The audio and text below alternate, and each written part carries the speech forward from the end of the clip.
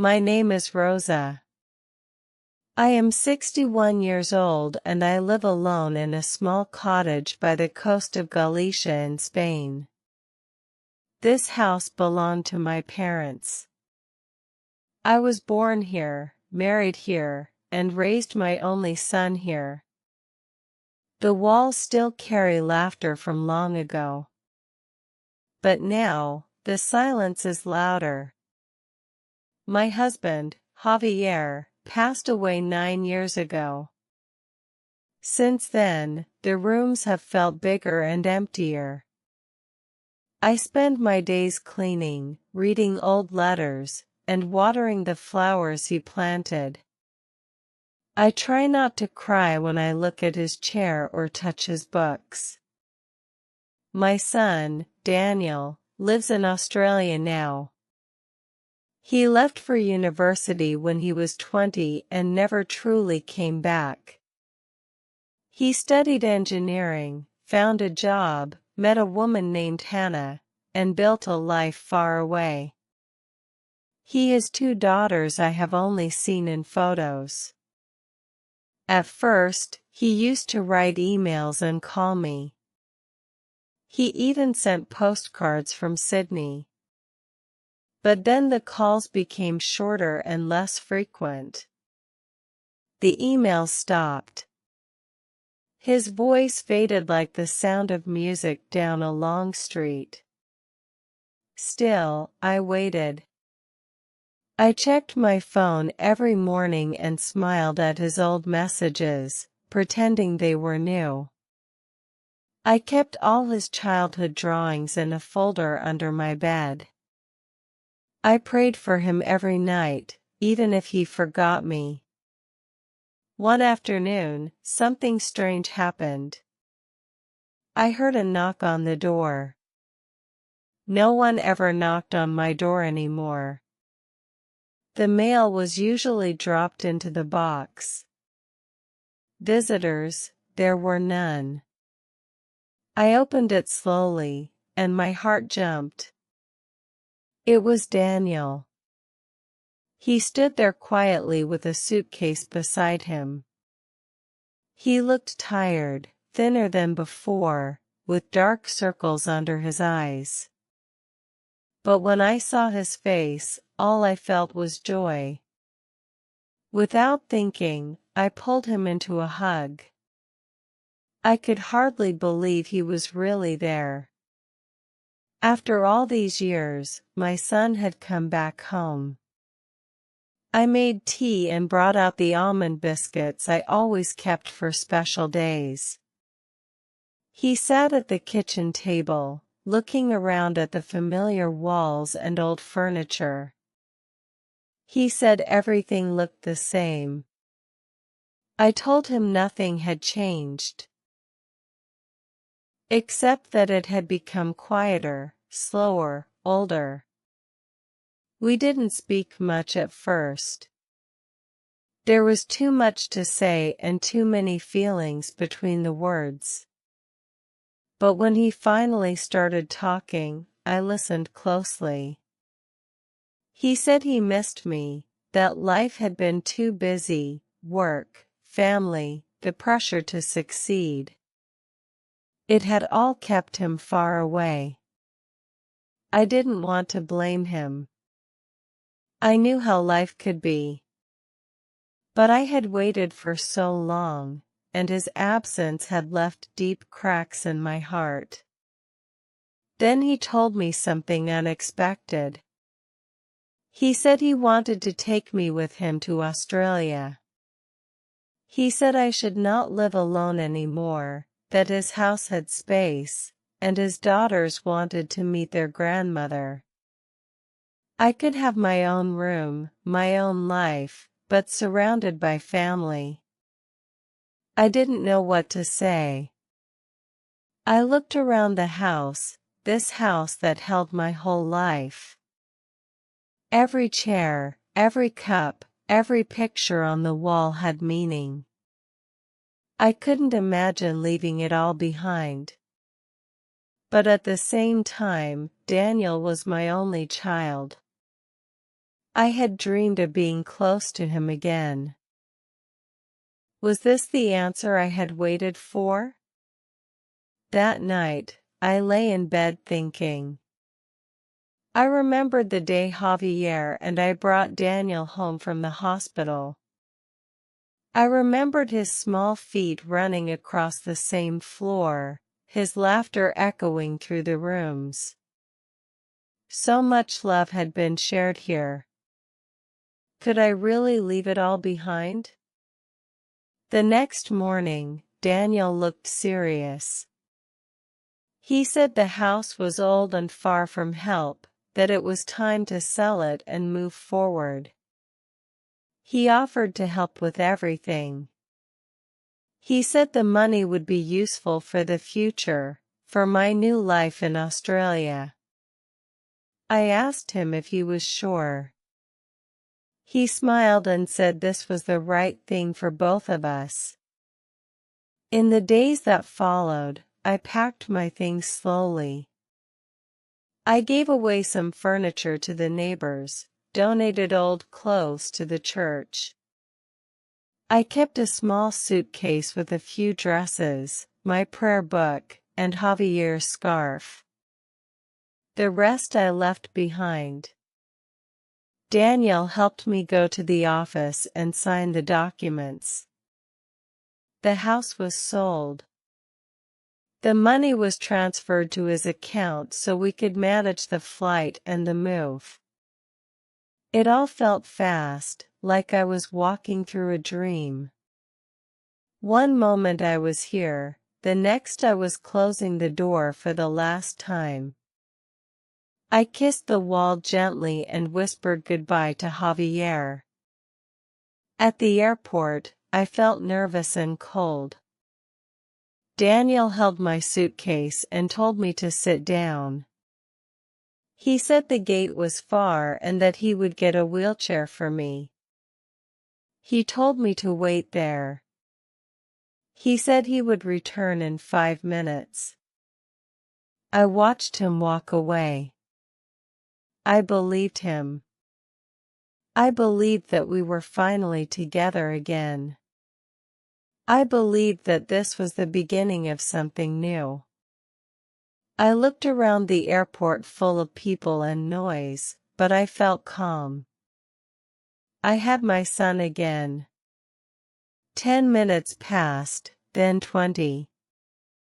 I waited quietly, but my heart began to feel uneasy. I looked at every man who passed, hoping one of them was Daniel, but it wasn't him. After 30 minutes, I asked a young woman at the counter if she had seen my son. I told her he went to get a wheelchair and hadn't returned. She looked confused and said no one had asked for one. I sat again and waited. 40 minutes passed. Then 50. I clutched my bag tightly. My hands were cold. I didn't know what to think. An officer in a dark uniform noticed me. He came over and asked if I was waiting for someone. I told him everything. He looked at me kindly and asked for Daniel's name and photo. I showed him the ticket and the picture from my bag.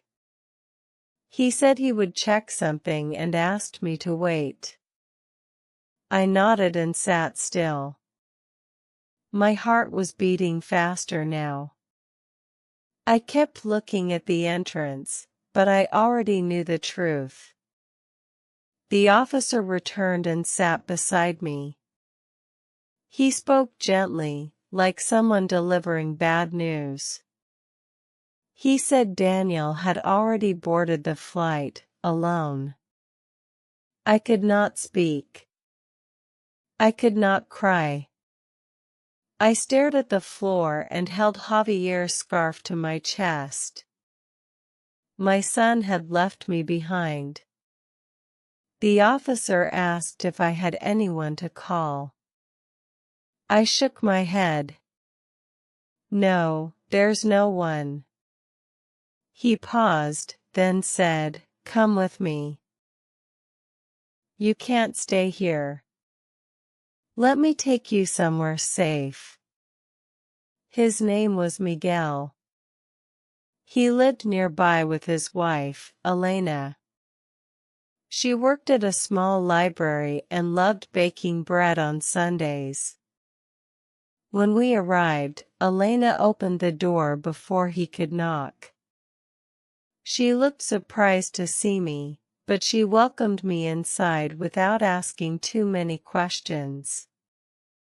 She took my coat, guided me to the couch, and gave me a warm blanket. Then she made tea, real tea, not the kind from airport machines. Miguel explained quietly what had happened. Elena's eyes softened with sadness. She said gently, "You are safe now. Please don't worry." That night, they let me sleep in their guest room.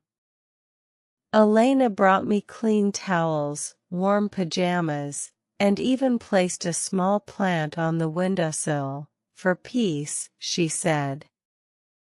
Days passed. Miguel came home each evening with something small for me, a puzzle book, some fruit, a hairbrush. He didn't ask for anything in return. Elena treated me like a mother, not a guest. Then one evening, Miguel came home pale and quiet. He told Elena that Flight Q78 had crashed. There were no survivors. I didn't need him to explain. I already knew. I looked at him and said softly, "Thank you for not telling me before." That night, I cried quietly. I cried for the son who had left me and for the child I had loved all my life. I cried for the loss, for the betrayal, and for the little boy who used to sleep in my arms. But I also cried because I wasn't alone anymore. Miguel and Elena gave me what my own son could not: care, attention, and honesty. One day, Elena asked if I ever wanted to go back to my old village. I shook my head. "I already lost that house," I said. "But I found a new home here." The pain didn't disappear, but it became quieter, like an old song that no longer made me cry. Elena slowly brought me into her life. She asked me to help fold laundry, to bake bread. I taught her to warm the bowl first so the dough would rise. When it did, she smiled like a child. Miguel continued to bring home small gifts. A book of poems, a floral scarf, a jar of apricot jam. One night, I told him, "You remind me of Javier." His eyes softened. "That's the best thing anyone's ever said to me," he replied. On Sundays, we went to the park together. Elena packed sandwiches and apples, and I brought mint tea. We sat under the trees watching families and children. The world moved forward, and I, once invisible, felt seen again. One day, we passed a community center with a sign that read, "Volunteers needed." Teach a skill. Share a story. Elena said, "You have so much to share, Rosa. Would you like to try?" I hesitated, but something inside me whispered, "Maybe." I started teaching a small cooking class, 5 older ladies and 2 young students. I taught them how to chop onions without tears, cook rice that didn't stick, and fold empanadas perfectly. They called me Dona Rosa. I hadn't been called that in years. I told them stories about Javier, about my garden, about Daniel, not with anger, but gently. One young girl said, "You should write your life down." I laughed, but her words stayed with me. Later, I bought a blue notebook with white stars and began to write. I wrote about my childhood, falling in love, motherhood, waiting, betrayal, and kindness. Each page I finished made me feel lighter. When Miguel found the notebook, he didn't read it. He just placed a bookmark inside and said, "When you're ready to share it, I'd love to listen." Elena planted a small garden in their backyard. She let me choose the seeds: marigolds, lavender, and rosemary. She built a bench beside it for me. One afternoon, Miguel brought home a framed photo of the three of us on a park bench. Under it, he had written, "Our Rosa, our family." I cried, not from sadness, but from healing. Time passed softly. I became part of this new world. People at the market knew my name. Children from the center hugged me. My cooking class grew. I taught recipes, but also memory, patience, and love. I still thought of Daniel sometimes, but not with bitterness. I remembered him as the little boy who ran through the garden shouting, "Mama, look." One evening, Elena asked, "Do you ever think about what might have happened if Daniel hadn't left?" I thought for a long time and said, if he hadn't left, I would never have come here. I would never have met you. I would never have learned that family is not always made of blood, but of hearts. Miguel reached across the table and held my hand. In that moment, I knew I had lost a son, but I had found something just as precious: love, dignity, and a home where I was wanted. Not everything that breaks us destroys us. Some things break us open so that light can come in. If this story touched your heart, don't forget to like, comment, and share. More emotional and inspiring stories are coming soon.